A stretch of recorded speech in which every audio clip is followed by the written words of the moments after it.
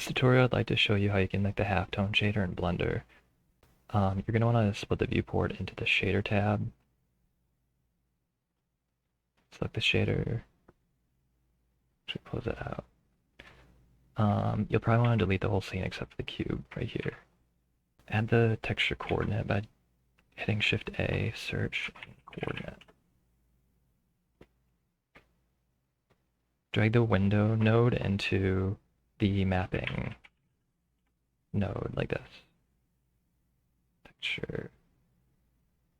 Next, connect the Next, you're going to want to connect the vector node into the Voronoi texture like this. Yep. And now that you have the Voronoi texture, turn the randomness all the way down and connect the distance node into greater less than. Connect the less than into a new material output like this, and click on it, and click on the shader tab. Now you have this weird funny texture that looks like this, but if you change the mapping scale, it'll actually turn it back to circular like that. And select the whole thing, and then scale it down like that.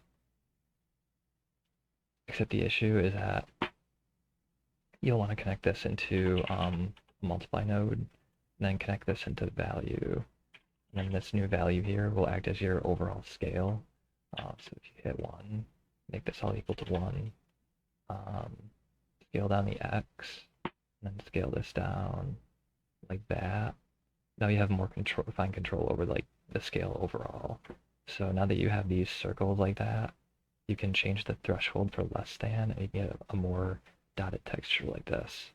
So you're halfway there to the halftone shader. If you just connect this into BSD to RGB,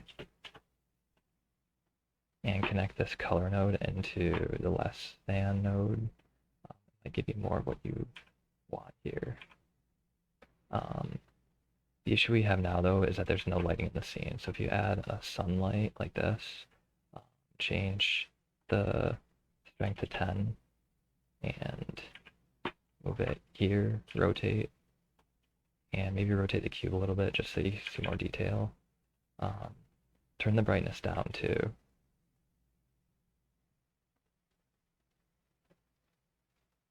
That way you see more detail, kind of like this.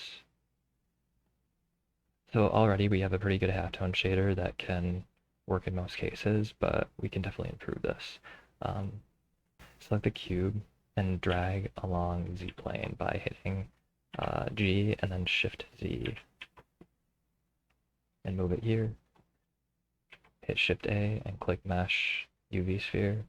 Right click, Shade Smooth, and connect it to that material. We're actually going to call this tone 2.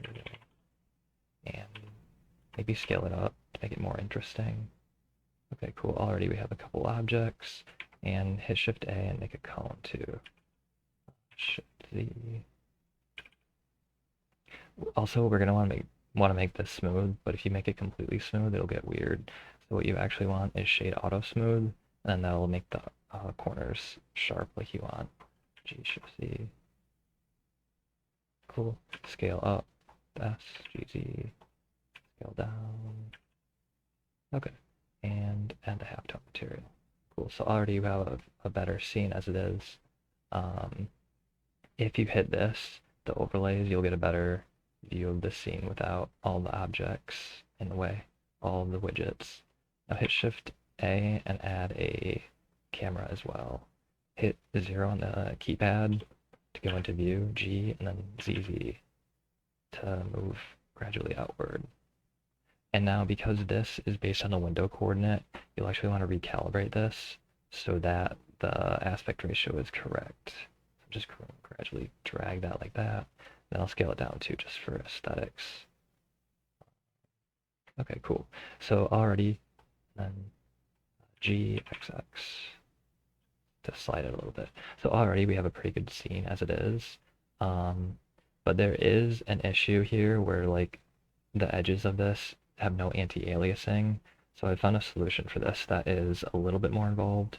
So you'll actually, if you want to improve the anti-aliasing texture on the outside edge, you'll probably just have to tweak the settings until it works for your lighting setup, as well as your exposure and gamma. uh, and the lights, as I said. So I just take the boring away. Take this, add to a subtract node. One.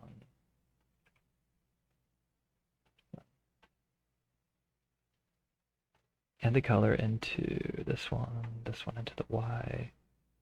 Okay, and this is 1 minus that. You'll add color ramp.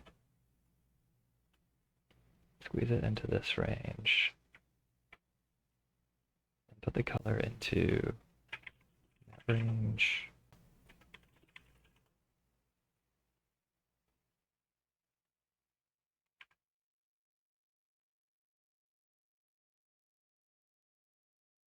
Okay, cool.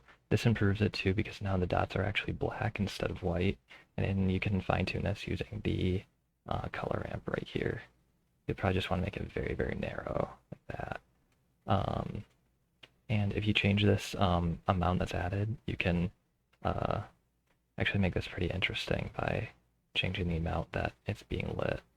Um, this map range node, this actually isn't really necessary here, but you can just change the color output as well. If you actually want to change the color of this too, you can Shift X. You can actually add this into another color ramp node.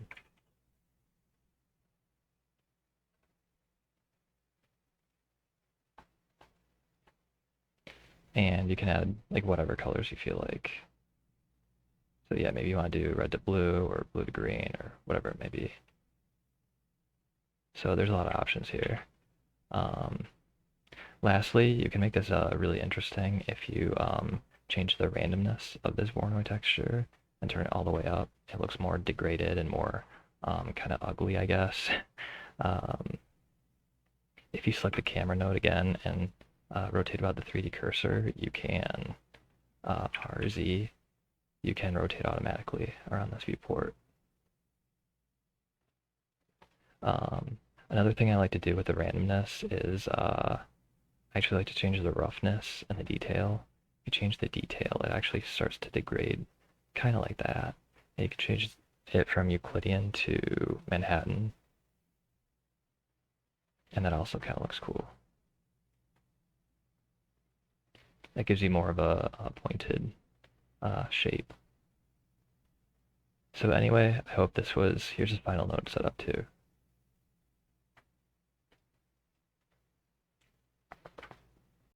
So anyway, I hope this was helpful. Thanks a lot.